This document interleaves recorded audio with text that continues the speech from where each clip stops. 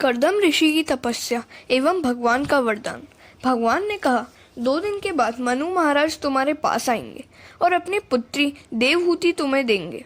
परमात्मा ने आज्ञा दी कि मनु महाराज कन्या लेकर आए, तब नखरे मत करना।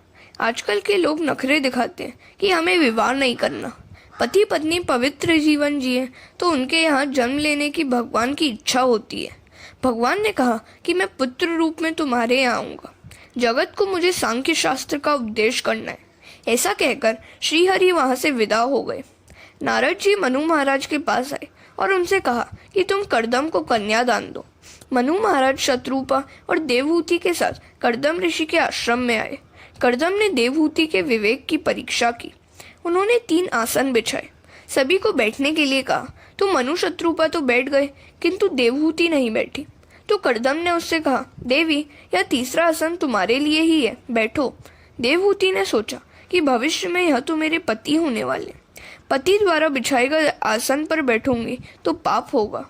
इस आसन पर बैठना मेरा धर्म नहीं है और आसन पर न बैठने से आसन देने वाले का अपमान होगा। सो अपना दाहिना हाथ आसन पर रखकर आसन के पास वह बैठ गई। वह बेचारी पुराने जमाने की थी, आजकल के जमाने की होती तो आसन पर पहले से ही बैठ जाती। आजकल तो पति पत्नी को पुत्र झुलाने की आज्ञा देती है, संतान को पति के पास रखकर अकेली घूमने फिरने निकल पड़ती है।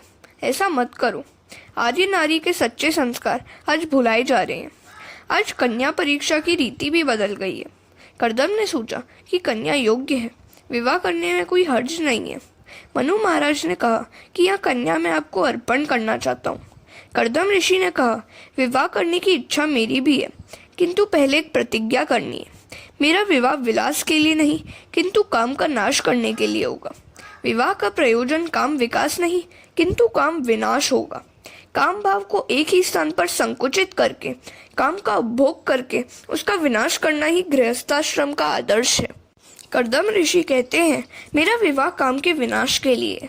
काम कृष्ण मिलन में विघ्न करता है, उसी काम को मुझे मारना है।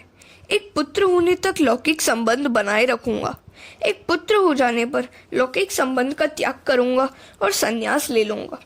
कन्यादान के मंत्र में लिखा है, संतत्या इति एक वचनम। संत भी ऐसा नहीं कहा है। वंश की रक्षा करने के लिए एक ही पुत्र के लिए कन्या को अर्पित करता हूँ। शास्त्र ने पहले पुत्र को ही धर्म पुत्र कहा है, अन्य सभी पुत्र कामज पुत्र हैं। कामाचरण के लिए नहीं, धर्माचरण के लिए विवाह है। पिता पुत्र से कहता है कि तू मेरी आत्मा है। एक पुत्र होने के बाद पत्नी माता समान होती है। काम ईश्वर की भांति व्यापक होना चाहता है। जहाँ सुंदरता दिखती है वहीं काम उत्पन्न होता है। उसे एक ही स्त्री में संजोकर नाश करने को विवाह करना है। विवाह के समय सावधान कहा जाता है, क्योंकि सभी जानते हैं कि विवाह के बाद वह सावधान नहीं रहेगा। विवाह के बाद सावधान रहे वही जीत जाता है, अथवा जो पहले से सावधान होता है वह जीतता है। रामदास स्वामी विवाह के पहले ही सावधान हो गए थे। विवाह मंडप में पुरोहित जी ने सावधान सावधान कहा और वे सावधान होकर मंडप से भाग खड़े हुए। भोग के बिना रोग नहीं होता। पूर्व जन्म के पाप के कारण भी कुछ रोग होते हैं, तो कुछ रोग इस जन्म के भोग विलास के कारण होते हैं। भोगे रोग भयम, भोग में रोगों का भय है।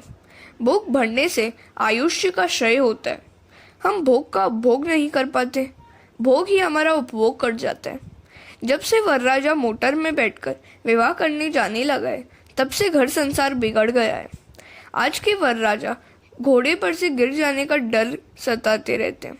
उससे पूछो कि एक ही घोड़ा तुझे गिरा देगा तो वे 11 घोड़े तेरी क्या दशा करेंगे। एक घोड़े को अंकुश में नहीं रख सकता तो फिर उन 11 घोड़ों को कैसे अंकुश में रख सकेगा। 11 इंद्रियां ही 11 घोड़े हैं। जितेंद्रिय होने के लिए विवाह करना है। आज तो हम विवाह का हेतु ही भूल गए हैं।